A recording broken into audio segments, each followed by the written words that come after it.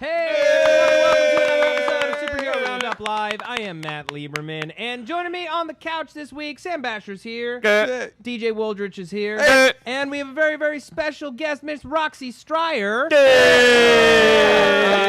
So, Roxy, you host the Flash After Show, recapping the Flash on AfterBuzz TV. I do that. And you also host the DC Movie News show on Popcorn Talk. I do that as well, yeah. If you can't tell, I'm a big DC girl. Where can people find you online? You guys can find me everywhere at Roxy Stryer. I keep it nice and simple, and I talk a lot of comics. So super. Yeah, cool. Thank you guys for having me. Yeah, Thank absolutely. you. We're so glad to have you. Maud Garrett, not here this week, but she will be back next week. She will not. She will not be back next week. The week after that. The week after that, she'll be back. She'll be back. So, as always, this show is live on YouTube Fridays, 4 p.m. Pacific Standard Time. It's also available on SoundCloud and on iTunes. So pick your weapon and enjoy the show however you want to enjoy it. Today on the show, we are going to be discussing the Fantastic Four movie. Holy crap! We all saw it, for better or worse, and we're gonna talk about that at the end of the show. We're also gonna be talking about all the superhero movie and TV news from the last week, and our question of the day. We have one every single week, which you can tweet your answers to us at the hashtag #SHRoundup. Is what did you think of the Deadpool trailers, and do you think the movie's gonna be any good? So tweet at us using the hashtag #SHRoundup to join the conversation, or if you're watching us live on YouTube, you can join us right there in the chat. So guys, let's talk about some of this news. We had a boatload of castings for some of our favorite shows this week. I think the biggest one is probably the casting of Wally West. Yes. Which is super exciting. Yeah, which we had no guarantee that we were going to get Wally this season. He did talk about it at the panel. They said he was going to show up. Now we have Wally, we have Jay, we have Barry. I mean, this is going to be a crazy Flash season. And Zoom. Yeah. Do you guys think Wally's going to get his abilities this season? I bet it's like a winter finale or at the very end of the season. Also, I guess he's Joe's nephew, probably? Yeah. Because there's no hint that Iris has a blood sibling. Or somehow he's coming back, because I don't understand how he's going to be the same age as Barry. See, he has to be younger. Has it been confirmed, though, that this Wally is going to live in our universe, and it's not another Elseworlds kind of story? It could be. I think I mentioned this on another different superhero roundup. I think it'd be kind of interesting, because when they brought Barry back in the comics, there was a weird now we have two Flashes. What do we do with it? Right. I think it'd be interesting if they end up killing off at the end of the season, whatever, Jay Garrick, and Wally West becomes the Flash of Earth 2. So that's an easy way to explain why there's two Flashes and not have them. Well, I don't think that Jay's a series regular. I think that we're just going to bump into him by going to an alternate universe of some way. Yeah. So I think that Wally is going to be in our universe. I just don't know exactly how they're going to explain that yet. But it's interesting because so far anything they've explained well. So you have to assume they'll explain this well, which is cool, because then it will be awesome. Hopefully he's like a Roy, maybe. Yeah. Better utilized, because he was a waste last season. Yeah. It could also be, if he is Iris's, well, I guess he can't be Iris's nephew because she doesn't have any siblings. In the comics, it's in the comics, was it's a little complicated. New 52, she has a brother, Iris does, and Wally is like an estranged child from that. But like in the previous ones, it's more complicated than that. There's like a weird second once removed garbage Cool, thing. we don't need to get into that. Also, casting from Legends of Tomorrow, we got Hawkman. Yeah, we do. And that's a handsome man. Yeah. That's a rock man. I'm less worried because the Flash did such a good job with its effects, but I am a little. I feel like of the superheroes, the Hawk people would be the most difficult to do on a TV budget. Yeah. You know what I mean? Like with the wings, it'd be hard to make that not look dumb. That version, they're going with the Golden Age version of the character, where he's not a hawk person all the time, and that he can summon the wings at will. Yeah, but still, I don't know. There's just some concern that can you pull it off? But they've done amazing jobs with Flash. So How'd you feel Grodd looked? Grodd was fantastic. So That's I feel like point. But then again, they had to wait a whole season to show off. They had to save up money, an entire season's worth, to show off Grodd. But did you see the Atom? Yeah. That was not good. I did see that. You gotta be honest. But again, that was just for their little teaser thing. So yeah, I'm excited about the Hawkman casting though, because I love Hawkgirl, and I think Ciara Renee is so fantastic. So you need somebody amazing across from her. I think this will be really, really cool. Yeah. I've not seen this guy perform in anything, so I've Neither have I. no way to gauge his ability. He was in like a Fast and the Furious movie or something like that. He's been like a henchman in something. Yeah, I it's don't true. know. Yeah. Also, Vandal Savage has been cast. And he looks like the damn picture. Yeah, If he you saw him does. on the street, if you saw him on the street, you'd be like, Vandal Savage. Like, oh my god. Now that he's been cast, can I tell you, my dream casting for Vandal Savage? Who? And you could probably still cast him for a movie. Mads Mikkelsen from Hannibal. Hell yes. I don't know It who might be that too is. close to Hannibal. He's got that ageless thing going. But though. here's the thing: there's been a rumor circulating this week that the villain of the next Spider-Man movie will be Kraven, which I think might be a little bit early for Kraven. Maybe same for second movie. I think Mads Mikkelsen would kill it as Kraven. Could he do the physicality though? If you've watched Hannibal, there's at least one killer fight scene with the character Hannibal each season. Yes. Okay. He'd kill it. And the thing is, people have tweeted back to me like, but what about Gerard Butler and what about Matt Nable? It's Right. like, those are fine, but if you want somebody that would do something really interesting with the character, Different. which they won't do. Always go with a character actor. Gerard Always. Butler as Vandal Savage, though, would be kind of cool. Yeah. I'm just Yeah. saying. It'd be You're kinda talking cool. movie, though. The movie, yes. In the movie. We got a tweet here from Scott at Superfinch, and this is about the potential of Wally West. What if Wally is from a parallel universe where Joe has a son instead of a daughter? That would be very cool. It- That'd be really interesting. That is really interesting, but then how do we get to him? He just gets stuck here somehow? Because if he's going to stick around for the entire season at least. Well, didn't they say that what the particle accelerator was to season 1, Right. alternate dimensions will be to season 2. Mm-hmm. And So that's where we get a lot of our antagonists. So maybe because of the whole black hole over Central City, people are slipping in and out of dimensions Yeah. and oh stuff. my Right. god, that'd be so cool. And because we If you saw do that right. Yeah, with Jay's hat and everything too. Yeah. That was kind of hinted at. That would be really interesting. Good Yeah. point. Whoever Yeah. that was. Yeah. Yeah, I really, really like that idea. Ethaban Garrett in the chat says Sam for Blue Flash. There's 2 Blue Flashes. I don't want to be either of them, please. I don't want to be either of them. One's Future Barry, and he's crazy, and the other one's Is I the don't other want one to talk Bart? about it. No, the other one is like is another Thawne that has magic. It gets complicated. Okay. Yeah, it's just comics. So there was some new key art released for. Oh yeah, Torchfang says DJ is Vandal, which I guess thank you for saying I have the look, but I do not have Vandal. Vandal Savage is a super Savage. classy villain. Yeah. You're classy. thanks. You're a classy man. Don't downplay yourself. So Look at that class. there was new key art released for Gotham Season 2 Yeah. with a subtitle, Gotham Rise of the Villains. I like the implication that they haven't used the villains as their only tool to get views for the first season. It's not like, we've been holding back on the villains, but now we're letting them loose. Well, it's like it's like a villain explosion this year. They're bringing Freeze, they're making Riddler do more stuff. No. I don't Joker. know. Oh, they're banking hate hard on that everything kid about that this played show. young Joker in the first. His name's Jerome. Jerome. That's what Gotham decided young Joker's name should be. Yeah. Jerome. Jerome. But they didn't even decide that he was officially Joker for a while, so I don't Yeah. even think they knew. Here's the problem: when we talk about Flash or Arrow or Legends of Tomorrow, and we're talking about casting, I'm so excited because I love those shows. Yeah. Gotham, I'm on the struggle bus with a little bit. Did so you when we watch it talk all? about, I watched it all. I watched every minute of it. I watched it all, and now we're talking about casting, and they're coming out saying, "Hey, listen, we know we kind of messed up. Yeah. We messed up in a couple ways, so now we're going to try to fix it." But I feel like it's a Band-Aid, not just like we're going to really solve They this really problem. need to retool the whole series. Yeah. Well, it seems like that's what they're trying to do this year. But it sounds like they're doubling down on what they did last year. Right, that was the problem. Yeah. That was the Like, problem. don't you want more of that Batman show just without Batman? No, make it a good show on its own. And with You the don't- Batcave that Yeah. we They had- don't. They can't do that. They don't have the capacity to do that. So they're gonna make. They're gonna make Ben McKenzie. They're gonna make Gordon more of a loose cannon and have him do things Harvey Bullock's way. Which fine. Like he didn't do that half the episodes last year. Fucking Vic Mackey Yeah. and Hank Dahlworth are going to be in a show together. Yeah. And it's the worst show on TV. Yeah, Okay, it's not the Michael worst Chiklis. show. It's not the worst show on What- TV. what's worse? It's the worst show I watch on TV. What's worse? Some of them.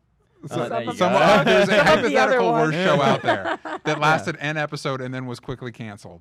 Yeah, some of those shows that have been canceled. I don't know if there's a worse show that got picked up for another season. I but, know. you know. And then they've got James Frayne, who's this guy. He only plays villains and Yeah. stuff. And Yeah. He's a Oh, true and, detective I this mean, season. This is older, but Chickless will be in it. Right. Yeah, that's what I was talking about with Vic my Mackey. bad, And sorry. Yeah. It makes me so depressed. And his character's going to be in the police force, right? So he's playing yeah. yet another cop on TV, Yeah. but in a show that's way beneath him. No.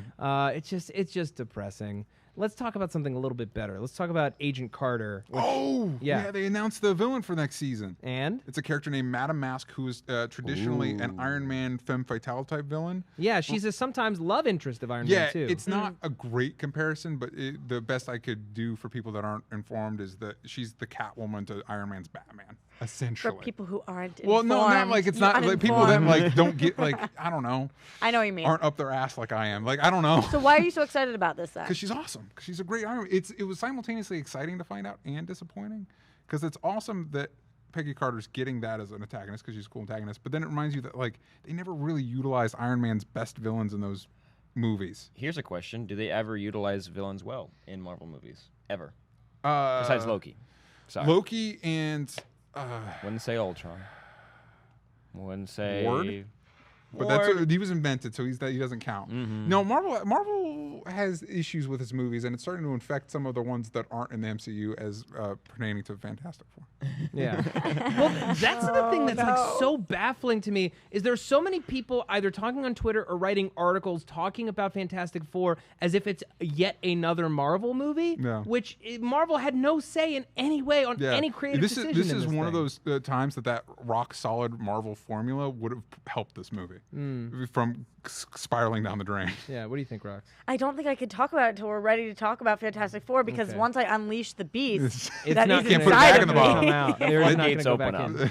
Yeah. Do we want to? Oh, sorry. The one thing that I will say is that people have to remember, and I heard Kevin Smith talking about this, and it's a really good point, that Marvel wouldn't have had a shot without Fox. They would have been screwed. That's they wouldn't very have true. any money. They would be completely in the gutter. We wouldn't have gotten the amazing movies that we did get. So we do in some way have to be grateful to them, even if we don't appreciate their creative end of things. They did keep Marvel afloat when Marvel was drowning. And to be fair, even though Fantastic Four is a big pile of shit, the X-Men movies have gotten really good. Yeah, Yes, and they have. it's the Really same good. creative team. Simon Kinberg was as involved on those movies as he was on this movie, as he is on the Boba Fett movie over at Disney. It just shows that like you have to be tuned in. One of the problem with these systems is that they've realized that it makes money is people aren't making these movies because they have a solid take on it. Right. It's like, well, no, we already have a release date, so we just need to find somebody to slot in, and so that's what makes them kind of generic. Because we're gone are the days of somebody having to convince somebody, like the guy that I forget his name, but the guy that produced the Tim Burton Batman movie. Had to bust his ass to convince anybody to produce it. Like he had to work hard. Michael Uslan. Yeah. He dreamed of that of a gothic take on Batman since he was a kid. Yeah, and he's the reason we got the Tim Burton Batmans, and he's the reason we got the Nolan Batmans, you know? Because they're becoming so much more popular, people just want to be part of these comic book movies. It's not necessarily because they're the biggest fans, it's because they're the biggest movies out there right now, and that's why we're getting a lot of half-assed shit. Yeah. It just is the way that it is at this point. Also, people want to keep their licenses really bad. Yeah, that That's the 7-year reason- thing. That's the reason we got this Fantastic Four movie, so that Fox could continue But to it's hold like, the rights. why make this movie to hold on to the rights to Fantastic Four when you couldn't make Joe Carnahan's 70s-inspired R-rated Daredevil Which, as movie? much as I'm glad we got the Netflix Daredevil, it's like that would have been cool to see. That would have been way cool. The other baffling thing to me is that you already made the 60s X-Men movie, and you couldn't have you want the Fantastic Four to cross over with them, and you could have set it in but we'll get into that Which would in have a been so minute. cool. Nah, Yeah. that was like a rumor. That was just a rumor. But I mean, that's just the way they should. Whatever. We're I holding know. off on See, Fantastic I told Four. you once you unleash the floodgates, it's just like downpour crap. Do we want to do the question of the day and start talking about Deadpool? Yeah, let's do that. Exciting. Yeah. Yeah. Okay, So, good things. yeah. So we asked you guys, what did you think of the Deadpool trailers? There was a green band and a red band, and neither was exactly the same as the footage that was shown at Comic-Con. But it was a lot of the same stuff. It was a lot for of the same most stuff, but there was like a whole scene. Hypothetically, if we'd watched it, Right. watched the leaked footage. Hypothetically. Which we would never do. because we don't Allegedly. know. Why? Why would you? Allegedly. did But not there was inhale. like a whole scene where Deadpool freaks out over how cool Negasonic Teenage Warhead's name is. Yeah. Like there's like Yeah. some of the humor that was there. But what did you guys think about these trailers? Because the opinion, I was shocked at how mixed the opinion was in this office. Because I had a blast watching these Wait, trailers. but sorry, go ahead. I'm gonna- I would rather watch this trailer for 2 hours than watch Fantastic Four again. Oh, I'd yeah, I rather can do watch that. it on True. loop. I mean, Yeah. I don't know if that's a So- fair comparison. I mean, Because to say Fantastic Four that- is really bad. Yeah, but to say you would rather watch a trailer on No, loop, I mean, that's come true. on. I would rather do that any day. I thought it was fun. I'm so excited for this movie. I've been so excited for this movie. I was part of the social media campaign to get this movie. Like, I just think it looked awesome and really exciting. And I've heard mostly positive things, so I'm really curious what's going on over here. Did you watch the Red and the Green Band Yeah. trailer? Okay, so I watched both. Red Band really didn't do anything for me. The Green Band, for some reason, don't know why, took out I a know lot of the why. violence. You do? Okay, well, the Green Band was way more entertaining to me, but the humor isn't quite there yet. It's not really getting me. It seems like I don't know what this movie's trying to do. It seems like they're just trying to like say, "Oh, this is a Marvel movie. We're gonna have heads exploding. Come on, kids, let's watch." My best way to describe that trailer is it gives the impression of the movie that somebody gave the concept of Deadpool to a 13-year-old, and he's like, "Oh, you know what would be cool is this, and you know what would be funny is this, and you know what," because the sense of humor is very juvenile, except TJ Miller. I feel like I've already prepared myself. I think my review for Deadpool will probably be the same as the last Transformers movie. It's like, it's watchable. At moments, it's fun. TJ Miller's the best part, but it's not a good movie. But I think the reason the Green Band trailer, because Matt, you said you like the Green Band trailer better. I do. And I think it's better, and I think it's because once you take it, it doesn't feel like it's trying so hard. When you watch the Red Band, to me, it feels like a PG-13 movie saying like, "Oh, isn't Dick funny? Isn't when somebody says Dick funny?" And it's like when it's the Green Band trailer and they're cutting It that is out. funny. It's Dicks are not. funny. It's not. It doesn't feel like it's trying. It feels like a PG-13 movie, whereas the Red Band trailer feels like a PG-13 movie trying to be an R movie. Here's where I stand on it. The reason why I think the Green Band trailer plays better for me personally than the Red Band trailer is like some of the lines that they swap out, it's just a little too crass in the R-rated version, kind of like what you're saying, DJ, where they're trying a little too hard. Like the "I'm gonna touch myself tonight" versus like "I'm so horny right now." Yeah. "I'm so horny right now" to me is just enough that you need, and I feel like finding the balance between too safe and too gross is where this movie needs to live. It's like, okay, did you guys like the joke where he stuck his hands out the car window and he Yes. said, "My suit's red, so bad guys can't see me bleed"? Brown pant shit joke. Yeah. But really, it is no, I'm Yeah, not I judging it, did. but it's just like I there's did. something I about liked it. that. I really did. Something about that just didn't click. It was like, I get it. It's Like it Deadpool. took you too long? It's Deadpool. It's Yeah. Deadpool. The trailer is all about selling attitude. His attitude, the movie's attitude. Yeah, and if you ever had a question on whether Ryan could do this, I think that was negated by this trailer. I No, think that not he for did me. really. Yeah, honestly, I feel like you should just have a stuntman in that costume and have TJ Miller voicing it. Because I mean, I Ryan, just every line Ryan Reynolds delivers is like, "Isn't this a funny joke?" Okay, the one Instead of about the just Green delivering Lantern, jokes. you didn't think the Green Lantern I don't was know funny? why No, everyone because thought that was so funny. I was like, this is like, it's a DC My joke. problem with that is I don't know what Self-aware. his perspective is. Where is that joke coming from for that character? It's like, because it's the idea of like, there's some people that are like, "Oh, I just want to, like breaking the fourth wall or whatever," but like, what is his why? Like for me, I take it the direction of Abed from Community. Like in that show, Abed talks about them being in a show, but in the reality of the show, they don't exist in a show. So that means that Abed has problems. So we're watching the show and we think it's funny. But in the reality of that world, Abed has serious issues. You think they have Deadpool has time- serious issues. He was But- carved up on a table, But and then there's an explosion. But I don't think I signed get, up I get for a that. mishmash of like the way they animate his eyes makes him look like a cartoon character, and I'm not sure that's intentional. Why Like, does everyone keep talking about the breaking of the fourth wall? I have to step back for a second because I don't think that he broke the fourth wall. He's not directly. He- In the Didn't comics, he? he does. Though. no, That's but I'm his saying. big thing. I know. I'm saying in this. In Well, what when he's he talking did. he does about when touching he says him- cue the music and cue the touching music himself. and touching himself, But and that's also in the Comic-Con footage, he did it more. I There's a think- couple things cut out. It's self-aware, but I don't think he's breaking the fourth wall. He's not turning to us. He's not staring directly into the camera. He's not. But again, I'm fine with that as long as there's a clear perspective as to why he's doing it, instead of just like, "Oh, this be cool," and then do this. Let's I actually let's had see. a problem with. Oh, sorry. I just had a problem with that there wasn't enough of the fourth Oh, wall okay. breaking. I wanted more. That's of the that. complaint that I've been seeing more, actually. Mm-hmm. So a few things folks are saying in the chat. Liam Morris says they try to make it too obvious that it's a joke. Let's see. Gabrielle Mesquet says comic book movies are not made for comic book readers. That is a fact. And it does bring up kind of like a fair point, which is that this is a movie filtered through comic book fans and what they've wanted from a Deadpool movie, but ultimately it is for a like 19-year-old male audience. I disagree. I actually think comic book movies have started pandering to the comic book audience too much. I miss the days where they actually had to try and make a functional movie instead of banking on comic book readers' knowledge of the character. Like, it's funny that he breaks the fourth wall because Deadpool breaks the fourth wall. Yeah, but that's not an explanation of what his perspective on when it's happening. No, it's too hard to judge that right now because we only had a But trailer I'm just saying, in general, that idea that like, I think Gotham is a perfect example, banking way too much on people's knowledge of those Batman characters instead of actually creating a compelling story. You're right about that. Yeah. People are like, oh, when Poison Ivy gonna play with plants? I'm just going to read a few more tweets from folks who answered our question of the day. Brett Henry at Brett Henry says, I do love that they poke fun at multiple points at the previous movies and Green Lantern. I'm not going to scroll to these, Ricky, so don't put them on screen. Where DJ Thomas at DThomas521 says, where do you think Deadpool falls into the timeline of the X-Men universe? I'm going to take a stab and say that while it exists in the same universe, it also doesn't. Yeah, it doesn't. Yeah, It doesn't matter. Irrelevant. That's It a big doesn't matter thing. when. Yeah. Mark Zebro Jr. at Man Who Wears Hats says the Deadpool trailers were great, and it's everything I've been waiting for. I'm definitely wearing my brown pants. Because he's going to show himself when he sees the I movie. also, the one thing Funny, that the got it. Deadpool, I remember when I was reading like, oh, the Deadpool trailer's full of quips. I never need to hear the word quip ever again in reference to any superhero movie or anything ever. Because quips are not joke. Quips are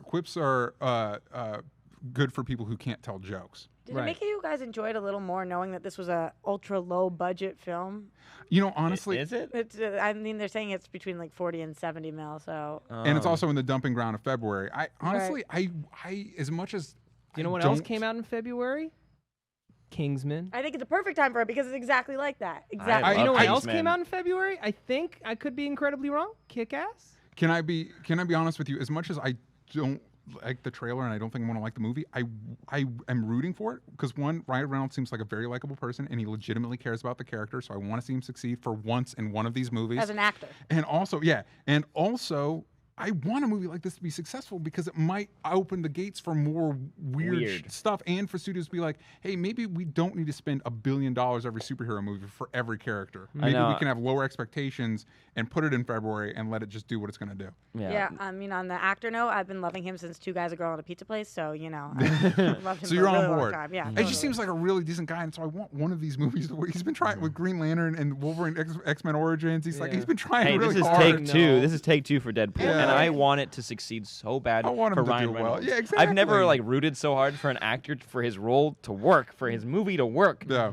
Please, can Deadpool be good? I think it's going to be. I think you guys are underselling it. I really think it's going to be. I think you know what? I think I just need another trailer. I just need one more trailer. There- You need another I trailer. need another You sound trailer. like a future addict. I just need one Yeah, more. give me that I trailer. just need Taste one of that more. brown There- pony. I just the need pitch another that- trailer. Right, according to Ryan Reynolds, the pitch they gave the studio to get this greenlit was imagine Guardians of the Galaxy with curse words. You can't And I keep think pitching no, that. and I think it's going Where- to be where like did you hear that? Ryan Reynolds said it like on Twitter in an interview or something. And Twitter so getting it's, people in trouble all the time. and it's one of those that like I'm sure that's what it will be, and I will find it as funny as I found Guardians of the Galaxy. He didn't like. He I didn't didn't like like Guardians Guardians of of the Galaxy. Yep, I know. it's Thank a you whole for that thing. face. It's Okay. a whole That says thing. everything. Again, quips do not equate to good dialogue or good characterization. Honestly, It's a that half-hearted joke. That affected the rest of this conversation from here on out. I was thinking, oh wow, knowledgeable, great and well-informed, good opinions. Yeah.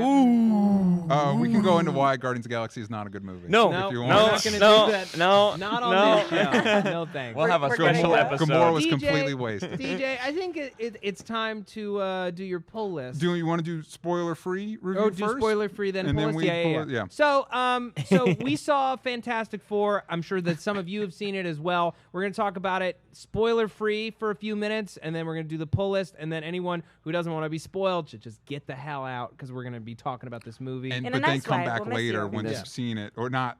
You know what? Just wait and see the spoiler-free review because we'll save you money. Don't go see it. Yeah. Ah, All such a right. Well, turd. that's, so I'm pretty sure out of this whole panel, I like the movie the most. I think that Probably true. I think that's probably true. I think that there are a lot of redeeming qualities about the movie. The last 20 minutes are laughably bad. Here's what I'll say. I don't necessarily think you like it the most. You speak about it the most positively because the way you speak about it, I think, is the way we all pretty much feel. There are moments that are not awful.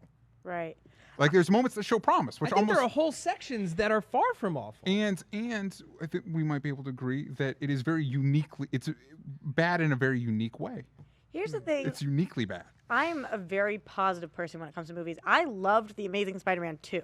So Oh. that's who I am as a person. You know what? And I would. Amazing Spider-Man 2 could have been worse. And it's a better movie than this movie. And It it is was a better movie than this And movie. yeah, It's yeah, weird I to will admit. agree. I'll agree. I completely agree. So honestly, going into this, I was hearing all these bad reviews, and on Rotten Tomatoes it got screwed, and I was thinking, I'm going to be the person who walks out and loves this movie. I'm just going to be. I wanted to be, too. I was determined to be that person who was sticking up for it. It made it so hard. It made it incredibly challenging to walk out of there thinking this was good. Here's what I will say. The acting I thought was fantastic. That is the most positive thing I can say. Fantastic. For what they're given. For what they were For what given, they're I think given. the casting and the acting was great. Wait, say that again. I would say the I would say the casting is great. The acting got it now. is hard to Took it judge based on what they're given. Yeah. But the casting, the cast is solid. These are a bunch of really talented people. Really, really talented. I think that they did a great job with the dialogue that they were left so much saddled to be with. desired. Laughable. Yeah. Mm-hmm. I thought that Jamie Bell was easily the best part of the movie. I would agree with you. You mean when he throughout the whole thing? No. Before he becomes the Thing. There you go. Spoilers. Yeah. No, when he is on screen, Yeah. Jamie Bell's on-screen performance, everything until he becomes the Thing, is the best part of the whole movie. You immediately know who this guy is. It's a fully realized character. I Other love that than he Papa has Storm's layers. voice. Papa Yeah, Storm's Reggie voice. Cathy is just a great actor. Papa Storm's voice is the second best character Morgan in the Freeman movie. Light. I thought Michael B. Jordan was the best part, and I thought Miles Teller too. I think they both crushed I thought it. Michael B. Jordan was the best to look at. Yeah, He's Pretty. movie. I think there were a lot of really good ideas in this movie. A lot of really cool new takes on a Marvel movie, and things just didn't pan out or they weren't thought all the way through. What did you guys think about the action scene and a half in the movie? Which one? The one and a half. the action one and a scenes- half action scenes. in the Oh, movie. sorry. Oh, yeah. You have to kind of sum up because there's. God. when the movie finishes and you're thinking, okay, I need more. That's the problem with that. Oh, what you yeah. that's said. what Fox wanted. They want you They wanting want more more. of the movie you thought you paid for. Oh, it's like an Apple product. You overmarket and then you undersell. You only have a certain amount in stock, so that people will be wanting more. It's like buying an iPhone, but there's no screen. I don't know if that's a felt like perfect there was analogy. a screen, I but it was think- cracked, and it Yeah. cut your thumb when you tried to use it. There you go. Hugh Chester says Fantastic Four 2005 for the win. You know what? Yes. Honestly, in hindsight, it makes those movies look better. And I think one of the things I like about this movie is I'm so thankful this came out before Batman v Superman, because when that movie inevitably is not as good as I hope it will, because that's been my experience with every Zack Snyder movie ever, I'll think, hey, not as bad as Fantastic Four. No, it's gonna surprise you. That one's gonna be amazing. I hope so. But again, It's I gonna get be I amazing. get all we want. I get so amped every Zack Snyder movie, so Me amped too, because 'cause the it's trailers pretty. are so good. 'Cause it's so and then the pretty. movie happens, you're like, And we'll talk about that in a second. We'll do that and the pull list because we completely forgot to talk about what happened with BBS last yeah. night. Yeah. Any other spoiler-free thoughts on the movie? It is a little bit of a spoiler. There's a hashtag going. Hashtag the Thing has no dick. That there is a was spoiler. like It is there a were really no big pants. spoiler. There were no pants. Thing No has pants no and no dick. thing. no. Yeah. Good one, right? Yeah. Just don't see it. So before we do the spoiler review, I just want to talk really quickly about there's a rumor that's flying around. There was a screening of Batman v Superman last night at Warner Brothers for the executive staff, and apparently it went over extremely well with the entire executive team giving a standing ovation to Zack Snyder. But also, wouldn't they do that anyway? Yeah. Yeah, well, I don't know, because I wonder, like, what do you think the executive staff thought when Fantastic Four ended and the screening for that ended? I don't think they They thought it was kinda good. There's no way. Well, it was probably one of those, Yeah. and they kind of got out. It was like, I would we need imagine to have a meeting. that probably about halfway through, based on that report, Mm-hmm. probably about halfway through Batman Superman, there was this moment where the executive was like, "Oh, thank God!" Yeah. Like that it wasn't a disaster. Like this is, oh, thank God. We can't do that. And then We can't do and then that. it happened just because they need this to It work. needs to They work. need it to work. It has to, but Yeah. based on the trailer, based on everything I've heard, and I do know people who have seen it and seen an earlier cut and absolutely loved it. I'm telling you, this movie is going to blow everybody out I of the hope water, so everything. because Superman is my favorite character, and me and my best friend have like we describe ourselves as Batman and Superman, like that's our relationship. And so I have a DJ. meaningful, like really, That's like these characters cute. mean a lot to me. And so the Okay. fact that these characters are for the first time are on screen together, it's like I really want it to work. Yeah. That's I what really everybody want it to wants. work. Yeah. Everybody wants it to be good. If it fails, it's over. And it's gonna No, help. it's not. It's not. It will never be over. Husefa Javed says, this will make us much money. WB executives. Yeah. a quote. Also, you were talking about earlier before we started shooting, Matt, that apparently they're pushing back a bunch of Ben Affleck's other movies. Yes. The Accountant, a movie that he's doing, has been pushed back, I think, 9 months from the beginning of 2016 to the end of 2016, and his adaptation of Live by Night got pushed back a whole year. And supposedly it's because there was just not enough time for him to write Live by Night and write The Batman and shoot Justice League Part 1 Right. before making any of those movies. Here's what I have to say about Ben Affleck. I think he's so fantastic, and I don't care about any of his other movies right now. I don't care. Push them back. Push them all back. I don't care about Live by Night, though, because Gone Baby Gone, his last Dennis Lehane adaptation, is still his best movie. Amazing, and he's an incredible director. He's a great actor, but right now you got to focus, Matt. You have to be focused on what's really important in the world, and that's Batman. That is By the way, I forget her name. I'm sorry. Who's this co-star in Gone Girl? Rosamund Pike. If they don't cast her for Catwoman, they're idiots. Should be pretty good. Because she fits the part, and her rapport with Ben Affleck is great. I think she should have won Best Actress. She's amazing. She was was amazing. good in Yeah, that she movie. was She real was good in good. that terrifying movie. Yeah. I didn't. That's see an it. amazing movie. So yeah, also apparently DC, it's announced that DC is doing 3 standalone Batman movies. I don't know why this is a shock to anyone that they would want 3 Batman movies. Considering Batman has made them the most money ever. Yeah. So this was always coming. Also, when we were watching the movie last night, they played a trailer for The Martian, and it dawned on me, like, Matt Damon would make a great Hal Jordan. Holy Huh. He'd make a shit. great Hal Wow. Jordan. He would make a great Hal Jordan. Do you think that they could get him though? I mean, they have Ben Affleck. I know. Ben, give him a call. Oh, that'd be really Yeah. cool. I would like him Honestly, as I Guy would. Gardner. I but would that's have. me. I would have cast Matt Damon as Lex Luthor That would also be really because cool. I'm No. a big believer that since Lex Luthor believes he's a hero, you should pull Someone who is a Henry hero. Henry Fonda from Once Upon a Time in the West and cast a guy that's super likable and Well, that's traditionally would be like good too guy. old in for it. Interstellar. No spoilers. I disagree. I mean, he's the same age as Ben Affleck, and that's the other thing. As is Ben Affleck, but not as if, Jesse. if Batman and Lex Luthor are supposed to be rich together, those two already have a relationship.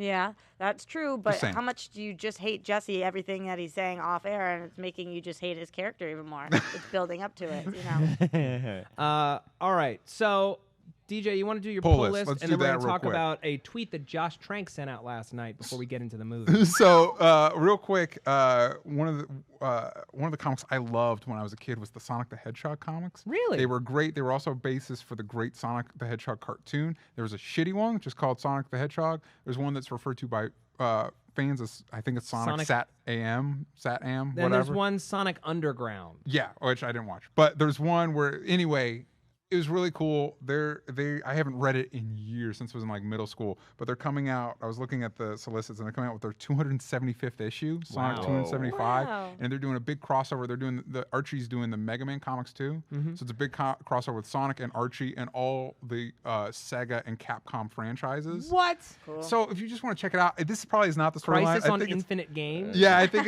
it's part 11 of this saga, so this might not be the issue to pick up. But if you want something more family friendly that's more all ages, check out the Sonic comics. They're a lot of fun. You're redeeming yourself a little bit here. We've got Action Comics number 43. Action Comics has been fucking killer ever since Greg Pak took over. We got Gotham Academy number 9. I was just recently able to read the first issue of Gotham Academy, and it's great. Yeah. It needs to be an animated series. It's the best Batman animated series since Batman the Animated Series that they haven't made. And also, I've been kind of saving my money on all the Marvel books since they're all in the Secret Wars clusterfuck. But Secret Wars number 5 comes out, and that's the best crossover Marvel's done in years. Wow. Years. Okay. Yeah, I mean, it's better. It's better than Civil War. It's better than Civil It's War. better than House of M. In my Better opinion. than House of M? Yeah, it's the best crossover they've done Wow. in a long time, in my opinion. That's a big Very sell. cool. Yeah, and so I definitely High check that praise. out. Yeah. Very cool. So last night, Josh Trank sent out a tweet, the gist of which was, I had a great cut of Fantastic Four. A fantastic a cut. fantastic cut of Fantastic Four a year ago. Too bad you'll never get to see it. So everyone's been wondering, why did this guy get thrown off the movie? There's all these reports of him being difficult to work with, disappearing for long periods of time, not knowing what he wanted to do on the movie. His dog's destroying thousands of dollars of equipment. Oh yes. Oh yes. Yeah, all kinds of stuff. So the question is he whining because people don't like the movie and he ultimately didn't get to see it through, or is there a nugget of truth in this, and the movie that he wanted to make, the studio, when they realized that they hadn't made a superhero movie and had made a science fiction movie, panicked and took the movie away from him? Here's the thing. Is the question even relevant? Because whether that happened or not, do we think it's appropriate that he would tweet this out? No, not at all. I think that that's the bigger problem here.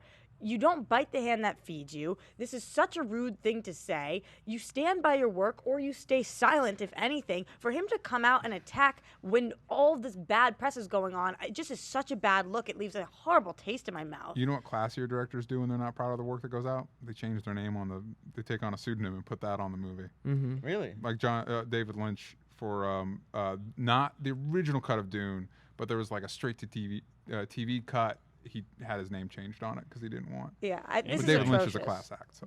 What he did is atrocious. I think that tweeting this out, whether they screwed him or not, I just think it's so unprofessional. I think he's going to have a really hard time finding work. And we haven't even mentioned the whole Star Wars debacle. So Yeah. it's like, I'm thinking Star Wars saw an early cut of this, was like, crap, not touching our work. Well, it's also Simon Kinberg. Simon Kinberg co-wrote Fantastic Four, produced Fantastic Four, and wrote and is producing the Boba Fett movie. Right. I just think that this How probably... much? I'm sorry. Finish your thought. I was thinking that there's probably couldn't be that much better or worse than what it looked like a year ago. I know they went back for reshoots. Yeah, But there's some clear reshoots in there. Like Yeah. it's very disconcerting. Some of the you mean cuts Mara's back. hair? Yeah, it just and stubble and all that stuff. How much do you want to kill yourself if you were on the Boba Fett movie? Holy shit. And you got kicked off of it. Like I'm not the biggest Star Wars fan in the world, and I don't like the fact that all of spin-offs seems to be within the same 10-year time period. You've got the whole galaxy of far, far away, and it's all just these 10 years. But like, that's where it's at, right? Like if you're a Star Wars nut and you're getting to do a spin-off and it's a Boba Fett spin-off, and you get fired off of that. That's everything. He yeah. thought he was going to be able to move on. He's like, okay, Fantastic Four wasn't great. It's- I'll all go those- into Star Wars and make it better. Yeah, all the stories I've heard remind me of all those stories that came around the guy that did the Boondock Saints. Yeah. If you Yeah. guys haven't seen that documentary Overnight, it's about how this guy who wrote the Boondock Saints and sold it for a crazy amount of money to the Weinstein Company, or to the Weinsteins back when they were running Miramax, completely imploded because he was so arrogant and he never worked again. Well, he made Boondock Saints too. Right. Great. I can deal with somebody directing a crappy movie and then see them work again and watch their work. But I don't think that I can deal with somebody being an asshole like this, which I think this is being an asshole. Well, it's putting your cast and your crew out to dry. Everyone Right. that you worked with, you're basically saying their work doesn't matter. It's a big F you across the board. I don't care who you are. I didn't do this. Not my problem. Sorry. There I was made a- a great movie. There's a lot of rumors that he is a huge tool. A Right. huge tool. And he was showing up on sets. Like, this is prior to, like, all the things with Star Wars, is that he would show up on set drunk, high, something. And, like, and again, the thing with the dog, destroying $100,000 worth of whatever on the set. What could a dog do? Right. Well, no, it was a hotel room. But $100,000. I know. Yeah. I understand. You know, there's a that makes tweet it actually here. even more baffling that somehow that dog found $100,000 worth of stuff to destroy in a hotel room. I feel like Like it on a ate set, a camera. like if it was on set, it could have pissed on an electrical box and like screwed up a bunch of lights and Yeah. stuff. You know what I mean? Steve at Midnight Turban says the blacklisting is coming. Like, this guy is probably going to get Right. blacklisted from Hollywood. There was a great tweet from Joe Carnahan, who many people don't remember. Back when Mission Impossible 3 was getting made, he was being courted to direct it, and he had a very clear vision of what he wanted to do. And when it became clear to him that the studio wanted something else, Yeah. he jumped ship and it was given to J.J. Abrams. And he said that if he had had Twitter when MI3 happened and he had gone and made the movie, he would never have gotten a chance to make another movie, because he was Josh Trank's age and he knows how pissed he would be if he was in Josh Trank's shoes. Interesting. That's fascinating. Yeah, and Max Landis That's what I was came about to out bring and up, yeah. defended him to an extent. He said, I had a great experience working with Josh on Chronicle. We had an unparalleled level of freedom when making that movie, And as I've learned in the years since Chronicle, it was a very, very rare thing, and I'm sure that Josh had a tough time adjusting. It seems, especially at this point, working on these superhero movies, I think a good example here is Joss Whedon dealing with the second Avengers. There's been a lot of stories of that he was very contentious, but he handled it like a true professional. Like, I'm very impressed with Joss Whedon, the person, and the way he handled that. And I think that's a good example of, like, because he found ways to express discomfort without being unprofessional about it. Right, which you can do. You're allowed to voice your opinion in certain ways. I think that, going back to what you said about him being a tool, if people liked him on the set, if anybody was standing up for him that was on this set with him, if any of the actors were tweeting out, yes, I agree, or whatever, I would think, okay, maybe there is some validity to this. But the fact that he stood up for himself and only himself, and then nobody who was working on this film had his back, that's got to say something. And maybe something will come out. Maybe like Michael B. Jordan or somebody, one of the main actors, like a DP, something will come out and be like, yeah, Josh had this great movie. It was going to win 1 million Oscars. That's not going to happen, though. That's not how the world works. 1 million Oscars. Yeah. There's no such thing as 1 million Oscars. So, Meryl Streep says otherwise. what do you guys think happened to this movie? Because like we've said, it kind of starts off with promise. You've got young Reed, young Ben. You get that development. Which, by the way, when I was watching that, it's like, what would it be like if you made a Goonies-like or 8mm like Fantastic Four movie where they're in middle school the whole time, and they're the Fantastic Four as middle schoolers? So it's like Super 8 meets Sky High.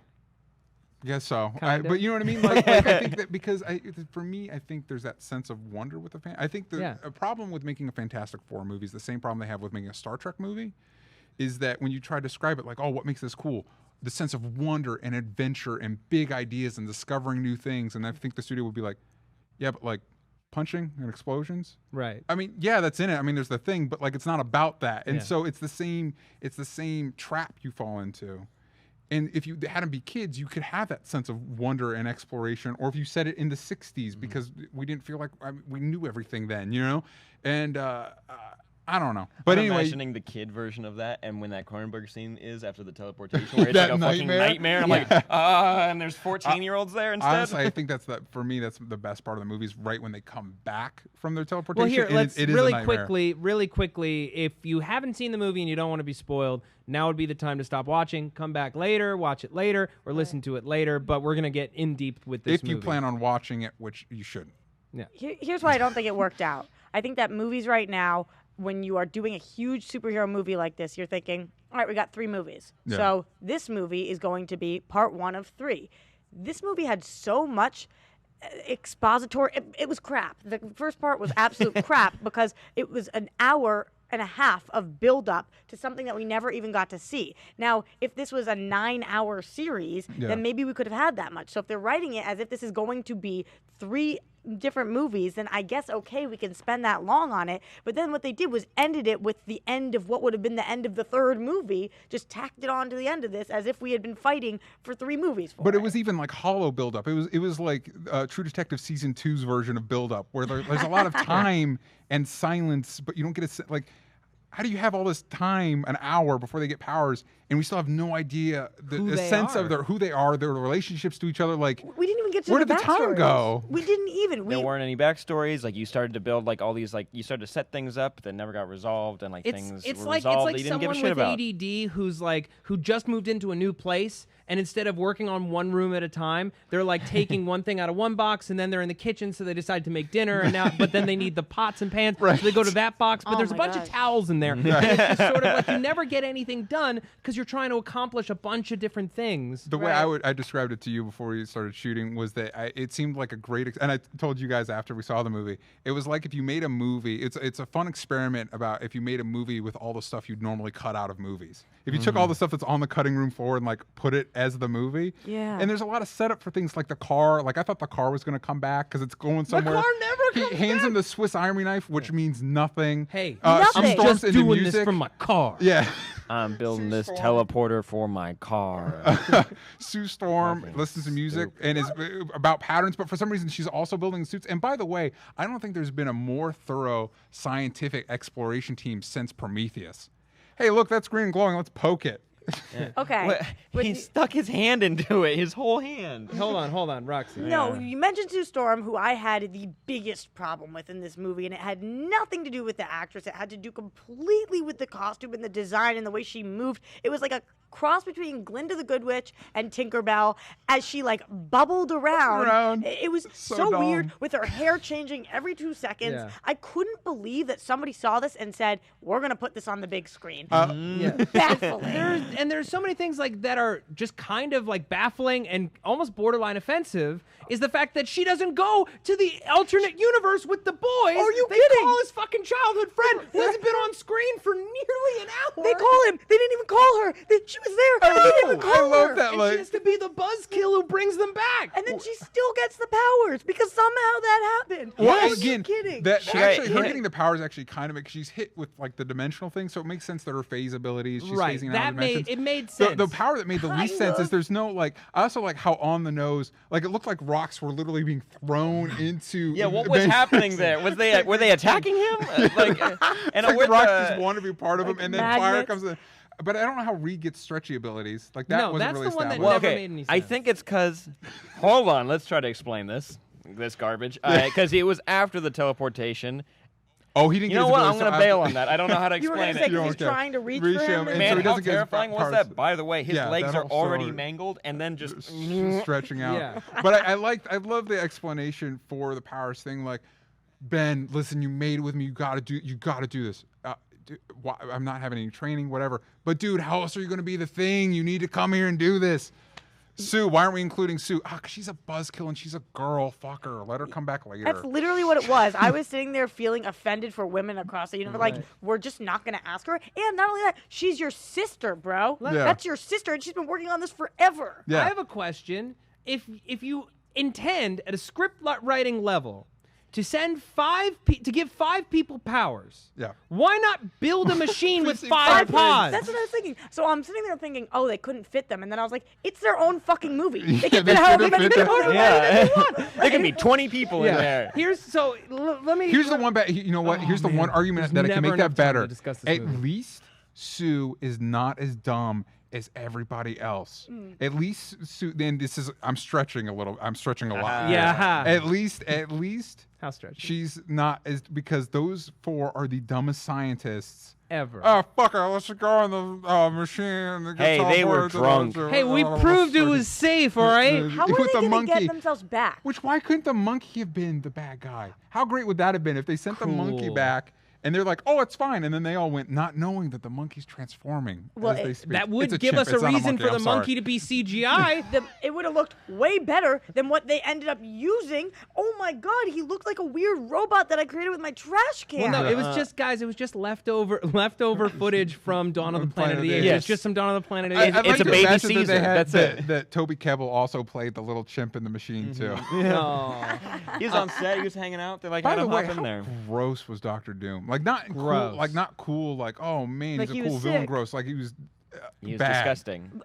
He looked like my trash can. Like, Yeah. I literally kind of left the With garbage this- for a few days. Maybe some flies were going around it. I put them all on the. Hood. No, like the hood. Like, hey, hood's fine. Hood's fine. I Like, don't- I guess that didn't melt to his skin for some reason. It's the plaster. It's the plastic could have thing done with something- the vent that he made. He made a vent for himself. Well, he had the vent. The suits that they wore had the vents on the thing. They did? And they could have done something really interesting, I think, because I like the idea of the suit fusing to his body. Even though this theory. is the most boring version of Doctor Right. Doctor Doom is such a cool villain, but I think the reason you don't see a cool version of him is he's way hardcore 60s. Like he's a scientist that also does magic and rules his own country. Like Doom, you'd have to bank hard. Like And he into like the does comic deals book with the realm. devil, like And stuff shit, like that. Yeah. He's one of the Marvel's best villains, but they don't do him right in movies. But with him fusing, maybe we could have seen him emote through. I know. Yeah. Like it could have been semi-transparent. That's kind of like a crazy choice to me because it's like if you have it fused with him and can control all energy and all matter, apparently, he should be able to make a moving mouth for himself. Yeah. 100%. 100%. He had control over a whole dimension, right? Yeah. From that green Not goo. his planet face. in the dimension. Yeah. Not his But face. not his face. I Speaking love- of people's faces, how weird was that? As he's stretching his face back from whatever. No, that that's was one of the my problems worst. with it. oh my God, that looked like crap. It looked like I created it with Play-Doh. It was so bad. No, because like, why would you not get a real chimp to put in there? Because to be honest, he didn't look that bad for like a CGI chimp when they put him in there for the test. Wasn't that bad. That thing that he did when he had to like reform his face looked like garbage. Well, here's the thing. All right, so for those of you who haven't seen the movie, waste your time. the first hour or so, people say varying degrees of okay to good. Where it's maybe it's like twice as long as it should be if you're trying to make a traditional movie that has a normal arc where you get the powers and those affect the people. Instead of the first act and then the last 10 minutes of the third act. Right. So after they get their powers, Reed Richards escapes from this government facility after he sees Ben and is horrified by what he's done to Ben. So he leaves all the equipment and gear and stuff that he could have used to fix Ben. And bails. runs away. And then we get a horrible slate that says person. 1 year later. Now, it's everything between him running away and the 1 year later that I feel like is all the stuff that got cut out of the movie. Here's like the shot that's in every trailer of the thing dropping out of the plane onto a Jeep. Yeah. That is in every trailer and is like the money shot and is not in the movie at all. Yeah, there are multiple action sequences that have been taken out. One cool thing, the idea that the government has been using the thing as a weapon of mass destruction almost is a very cool and subversive idea. Yeah. Can I pitch, I know that this is selfish, but can I pitch how the movie would have worked? I need you to. Please Go do, for it. and I'll pitch what I would do with a Fantastic Four movie. So here's what happens. First of all, you need to make that first act more about the interplay between these people. You've set up some character relationships. You have Dr. Doom, who is like really arrogant and, hates the world, but he loves Sue. He's jealous. Okay, we get that. Yeah. But that doesn't get set up later in the movie, or it doesn't get called back later in the movie. When they go to the planet, Except when he's ready to murder. He's Sorry, like, I saw things going different. right? when they go to the planet, they get the power. They come back. And Doom comes back too. You don't leave him on the planet. Yeah. All of them come back and they're all damaged and they're all being held by the government. And they are trying to figure out how to use these powers and who they are and the ramifications of what Reed did. Yeah. Him wrestling with the guilt with Ben right there and him actually saying to his face, I can't look at you. Every time I look at you, I see my failure and I see what I've done to you. This is my fault, because he fucking peer pressured him into going on that mission. And you have Doom, who bristles at the idea of being used as a puppet by the government, and him try to steer all the other members of the Fantastic Four against the government. And it's not like a traditional superhero, supervillain fight. This is a bunch of people who've been given a raw deal, struggling to come to grips with the fact that life will never be the same. Yeah, I like that a lot. Sounds interesting. Here's the thing. Everybody has different opinions, which is why it was okay that the siblings have different, we've got Michael B. Jordan who wants to do this for the government, and then we've got his sister who doesn't want to do it so much. So that would make sense that some people would have different reactions. However, how would we justify him being that much stronger than everybody else, that it takes all four people to take him down if he didn't spend a year on the planet? He wouldn't be that much stronger. He would be strong. He would still have energy abilities, but he would be obsessed with going back to the alternate dimension to get more power. And that's what he always wants to do. That's what Dr. Doom wants. You could do the classic Dr. Doom thing, and he's fucked to shit. He has the suit merged to him, but he doesn't get any powers. He's the one that doesn't get any powers, but he's smart. And so he starts manipulating people in the military, like Tim Blake Nelson. Tim Blake Nelson's character, he gets in his ear and starts convincing them. And maybe you could probably subtly imply that maybe he can affect people's minds, but he thinks he doesn't have a power. It's because that's always been a part of Doom, is his political agenda. Exactly. And it also feeds into his arrogance and his hurt at the fact that Reed was the one who figured out how to bring things back and he couldn't. Yep. All right. The inadequacy. I think the fact that some Marvel movies are incredibly difficult to make is like, okay, if this goes wrong, maybe we didn't try it. I don't think this movie should be that hard to make. I think that you could have just made a better movie. I think that I think that the storyline here was so ridiculous that it should never have been clear to start getting made. So I think that you could sit here in 30 seconds and tell us, and we could all be like, yeah, that's good. Yeah. If you did that with this current movie and you pitched the 30-second version, I would have been like, no, that's crappy. Don't do that. Yeah. One of our producers here described it as a really good brainstorm. Yeah, brought it's to almost like they life. made the movie out of the treatment for the movie. They didn't bother with the script. They just took the treatment like, fuck it, go with it. Yeah. Honestly, for your pitch, I would also make instead of it just a planet, I would have made it the negative zone and maybe like a bunch of floating rocks that have different gravities. Just trippy. You're going to another dimension. Have fun. Yeah. I don't want a desert planet. That's boring. Right. And also, here's Agreed. what happens at the end of the movie when it's not a supervillain fight, it's a conflict between people who care about each other but ultimately are just fucked emotionally, and Doom gets knocked back into the negative zone. The ripple effect of him getting pushed back through without any kind of ship ruptures the space-time continuum, perhaps, sending a signal way out into the cosmos where it hits none other than Galactus. Destroyer, eater of worlds! Galactus is dope. Honestly, if I were king of the world, because here's the thing, I'm not a huge Fantastic Four fan, but I am a Superman fan, and I feel like a lot of the problems with that people have with Superman and they have with the Fantastic Four because they're kind of like they're of a time. So I feel for the Fantastic Four fans. But imagine You a empathize movie a bit. where you've got a construction crew or something discover this deep, crazy hole that they don't have an explanation for. So who do you call in? You call in the Fantastic Four. Like that's their job. You call in Reed Richards and Sue Storm because they're the scientists, and they just look like scientists and they're exploring it because they've already got the powers. We don't need the origin story again. And it's leading up to the Mole Man, and at the end of the first act, the giant monster from the first issue comes out of the ground. And it's basically like X-Files meets The Incredibles. Yeah. That's pretty cool, but And then they have to call in the thing or whatever, and it's I like just want because them you to need to work embrace together on something weirdness. science-y and gee whiz after they've gotten the powers. Like the Thing picking up a massive Jack Kirby-esque piece of machinery while Reed's arm is like looped into it, like twisting. Like there's nothing of them working together. There's nothing fun about the movie. And if it's supposed to be a Cronenbergian horror show, then give us that. Give us existential dread. Yeah. Right. Two things really quick. IO9 did a great review of this movie. It said it's one of the most self-loathing superhero movies ever. It almost hates itself during the entire thing. They hate each other. They hate who they are. They hate everything about it. At the end, you're left with like, well, we got this. We're going to work with it. And then the movie ends. And then the other thing is, there's a couple comments about it. Wasn't Doom supposed to be a blogger? Wasn't that like a really big I think that beat was they were supposed to hit? No, I right? don't think so. I think people got early drafts of like his meeting in there, and then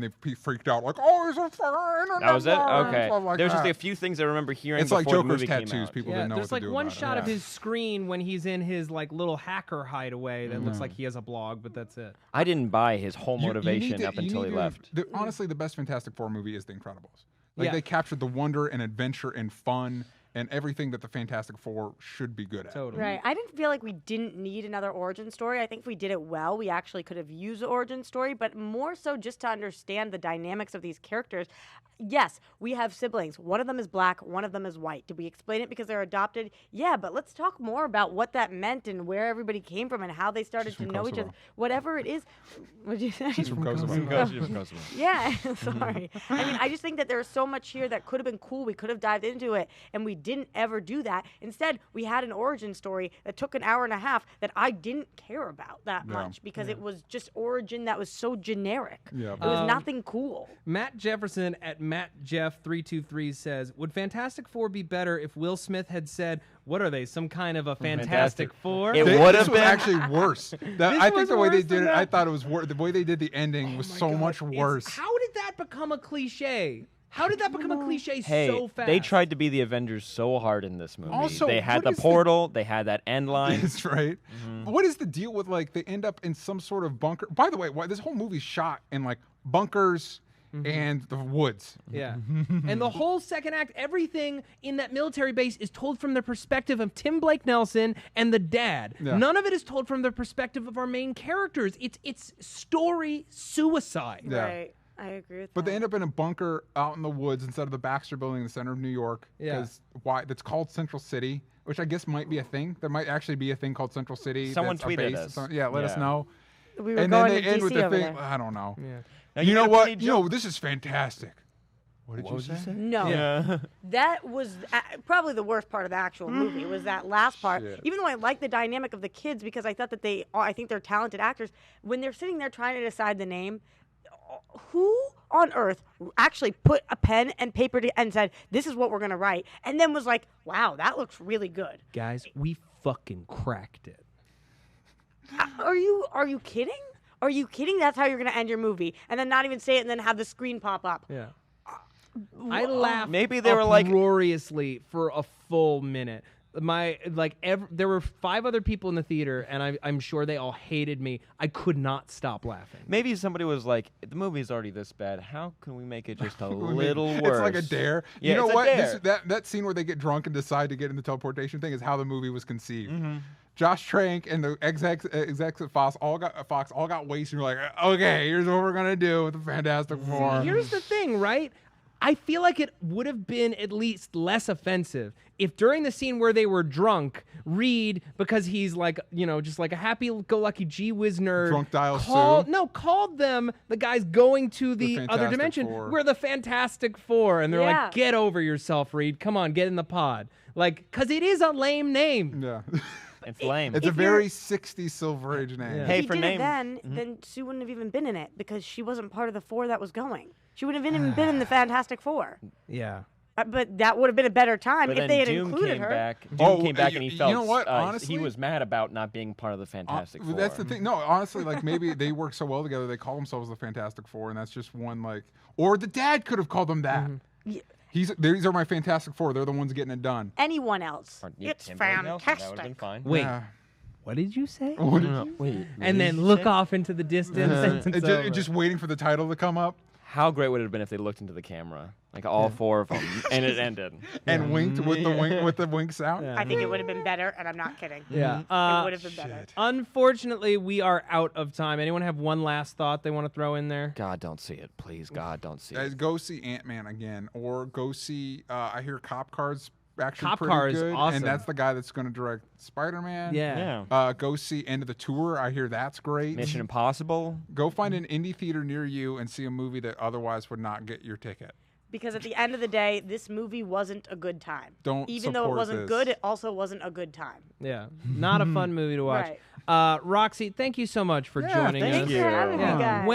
When is your DC movie news show? We're on Thursdays at 2:45 Pacific time. Awesome. And they can find you again on Twitter at Roxy Stryer. That's RoxyStriar. Good job. at Are we you. friends or Spelling. something? Yeah, just a little bit. Sam, where can the people find They you? can find me on Twitter or SourceFedNERD, SAMBASHOR. That's my name. And DJ. And my name's DJ Woldridge, and you can find me at DJ Talks Trash on Twitter or Instagram or whatever. Awesome. And you can find me on Twitter at Matt Lieberman, MattLieberman. You should go over to SourceFed and watch today's episode of The Loop. That's my weekly news roundup show, and it's a great show. And yeah, we're going to be here next Friday, same time, same place, 4 p.m. Pacific Standard Time. Tell your friends, watch us live. And if you're having issues with the iTunes feed, remember, you got to resubscribe to the podcast. A bunch of podcasts are getting screwed over by some sort of RSS issue that iTunes had. Don't worry, the podcasts are there. You just need to resubscribe. And you want to know more about the Fantastic Four? Sam Thank did an you. awesome Superhero 101 on the Fantastic Four and little known facts about Yeah, them that came top out 10. yesterday. Yeah. Cool. Super. Thanks, guys. See you next week. Goodbye. Bye-bye. God, that